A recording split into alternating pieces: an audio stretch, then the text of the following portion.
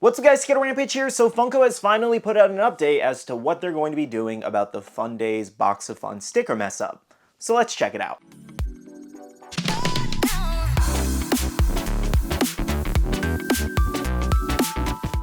Hey guys, welcome back to another video and happy Tuesday to you. So today is going to be a little bit more of a serious topic that we have to talk about, kind of giving you guys further details about the whole Fundays Box of Fun issue. Now, even though today is a more serious topic, that doesn't mean we can't have a little bit of fun with our question of the day, and that is, do you have a Funko Pop in your collection that has no eyebrows? And I'm going to go with Tails here from Sonic. Okay, so as you guys originally know, the whole issue with the boxes was that at the event, you usually get different boxes. If you attend Fundays, they will give you a completely different set of Freddies. However, that was not the case once the online boxes, basically kind of like a shared box for anybody not going, started arriving and the same kind of Freddies were in there with higher piece count stickers. That's the whole issue here, is that the same pop was showing up with completely different sticker counts, kind of leading us to believe, did they actually make more than they advertised? So the main issue that a lot of people have with Funko right now is a trust issue from the company to its consumer base, which is very important, might I add, because we don't know how many pops in the whole entirety of Funko's history this has actually affected.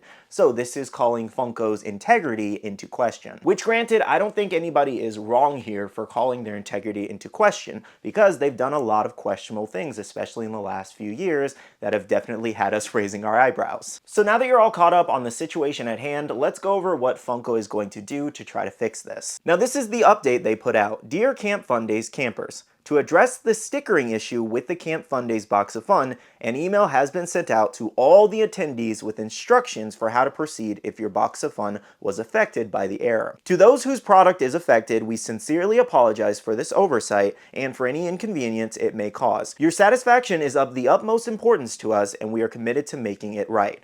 So, how many times, I want to point this out as well, how many times have you actually seen Funko apologize for something? I don't really feel like a lot of people are fully realizing this, is that they publicly apologized for this huge mess up. And I'm not saying that an apology just automatically fixes the situation. I just want people to fully realize that they actually apologize for something. This never happens, guys. So this is pretty big in itself. Now, sharing over from Diss Trackers, here's the email that was actually going out. It says, Dear Camp Fundays attendee, we are reaching out about a stickering issue that may have affected some of the products you received in your Box of Fun. To know if any of the products are affected, please check the list of items below, which is on the right, which do include Freddy Funko as Captain America Metallic with the LE250 sticker, Freddy Funko as Megatron Metallic LE500, Freddy Funko as Hopper LE250, Freddy Funko as Dwight with a gelatin stapler at LE250, Freddy Funko as Space Kook LE250, and the Freddy Funko as Merlin with the LE250 sticker. Now, continuing the email, to those whose product is affected, we sincerely apologize for this oversight and for any inconvenience it may cause. To rectify the situation, we would like to offer a replacement Box of Fun item and a surprise mystery item as a token of our appreciation for your understanding. However, before sending out the replacements, we kindly request that you return the original item. Now, when this update went out, a lot of people were not happy with this update because basically you have to forfeit the item that you got at the event, send it in for them to send out the replacement and an extra bonus mystery gift. So you're essentially getting two things for sending in one thing. The big problem with it, and I agree with people on this, is the fact that they didn't mention what the mystery gift is. This could be anything. This could be a common, this could be an exclusive, this could be a proto. Nobody actually knows. The thing that would make this better is if the prize that you get in return for this error is much better than the actual original prize. Now, there are multiple theories as to why people feel like they are doing this. One being, they don't really feel like people will even send this in at all, and they'll completely disregard this, and thus Funko doesn't have to do anything. And granted, that does seem like something they would do. But there's also another way you can look at it as well. And that is, this is a way to weed out any people that actually resold tickets, because they are going to get those emails from Funko because they originally bought those tickets. And if they scalped it at like $1,500 to this new person who got their box, they don't have the item to send in. you know, unless they go out and just purchase it really quickly, you know? So they don't have the item to send in, so they can't redeem it. I don't know, that's just the kind of a way I was looking at it, as well as it was a deterrent for anybody who didn't attend the event and just resold their tickets. Now, I do believe some people started the process of sending in their item back, so in a couple weeks, we're gonna see what they ended up getting. All right, guys, so that's pretty much all the facts of the situation we now have, is that they started an exchange program to try to fix the issue. They also apologized about the issue, and they are attempting to do something. In my opinion, this is better than nothing. This is better than them ignoring the problem entirely. They are trying to offer some free gifts. I just really hope that the gifts are better than what you are actually sending in, you know? But at the end of the day, again, they are doing something about the situation, and that's what matters here as well. It is better than nothing. I'm sorry, I know that's kind of like some kind of hard truth here, and I don't know if that's what you guys were expecting to hear from me, but I'm glad they're doing something versus completely ignoring the situation. And that's full transparency from me, guys. This is you talking to me. This is not, oh, he's sponsored by Funko or he's getting free stuff. They've never reached out to me, guys. I'm genuinely telling you, this is better than them ignoring it. Okay, so one more thought I wanted to get out is I was discussing with Bailey on how this whole sticker mess could have even happened. This happens at the factory, like during production, when the pops are being produced and made, they put the stickers onto the factory, and then Funko has to hope they did everything right. Now, if you remember, during SDCC announcements and Fundays announcements, we had a lot of delays on information, which made it very challenging and it upset a lot of people.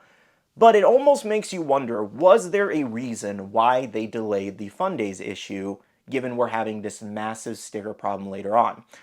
Is it very possible that they knew in the boxes when they opened up all the product that some things were messed up, and it was either put on the show at Fundays and give out the boxes and sell them online, or cancel the whole thing and make a lot of people mad? In my honest opinion, if that was the case, then they played the hand they were dealt. By the way, not saying it's okay if they played the hand they were dealt, I'm just saying it's possible this is what happened. It sounds to me like they had limited options, because they're a publicly traded company. They have shareholders to answer to, and making those shareholders happy makes them more money. I don't understand the rumors of how it could be intentional for them to do this on purpose. You know, it just doesn't make sense to sabotage yourself. It purely doesn't make sense to sabotage their own image, because something like this would only bring negative press. As you can see, I'm making a video on a negative topic. This gets more people seeing it, and more people can possibly be upset. Other people have made videos on this too.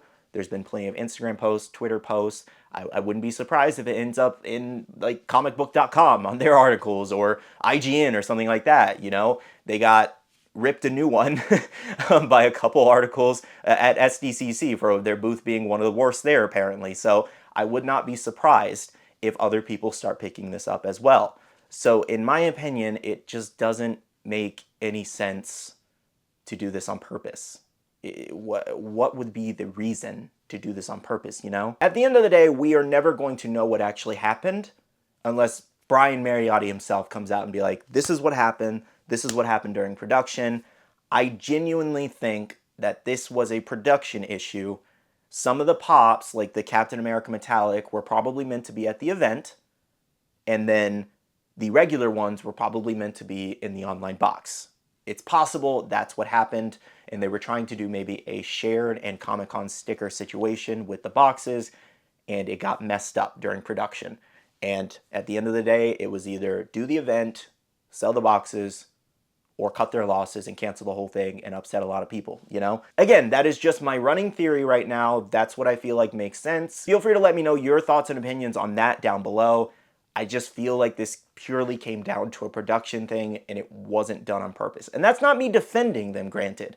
They've done a lot of things in the past that I have not liked. I've been very vocal about these things in past videos. You guys can check the channel. I just feel it doesn't make sense. I'm running in circles, as you guys can tell, with my words. Just me thinking about this for the last 2 weeks or whatever this has been going on, it doesn't make sense to do it on purpose. Guys, above all else, on how I feel overly about this event and all these issues and Funko in its entirety, there are many things they can improve on. Many things. I've been very vocal about all of these things, like their app absolutely sucks. How they run their events is not really great. How they do announcements is not really great. I've been vocal about this. And if you guys don't see me talking about it all the time, it's just because I feel like I sound like a broken record at this point. I have mentioned it and mentioned it and mentioned it and mentioned it. And things have kind of gotten better, but not entirely. So it's like, why would I just keep producing the same videos that you guys have already seen and you guys already know my opinions on? I've said my piece on the whole SDCC situation. If you watch the videos mixed in with the news, I've said my piece. I've said my piece on this whole Fundays sticker issue in this video and the last one. At the end of the day, I just want to make fun videos for you guys, and I don't want everything to be a negative topic. I'm just not looking for the videos to be like that. But at the same time, I also do important videos like this and talk about the issues with you guys.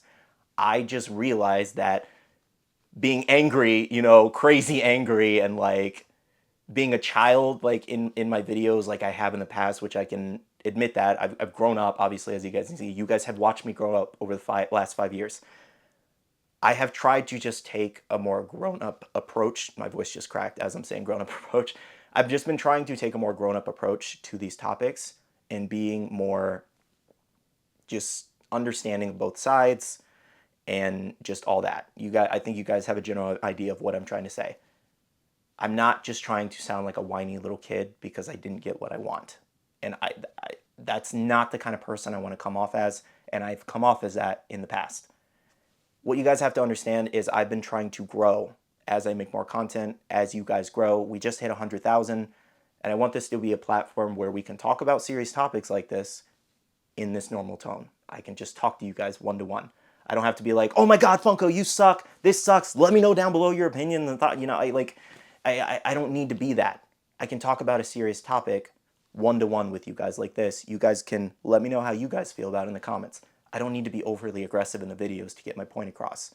And that's just the approach I've tried to take in the last like 2 years roughly now. Okay, so hopefully I got my point across in this video. Many things Funko needs to fix, especially the trust among their community right now.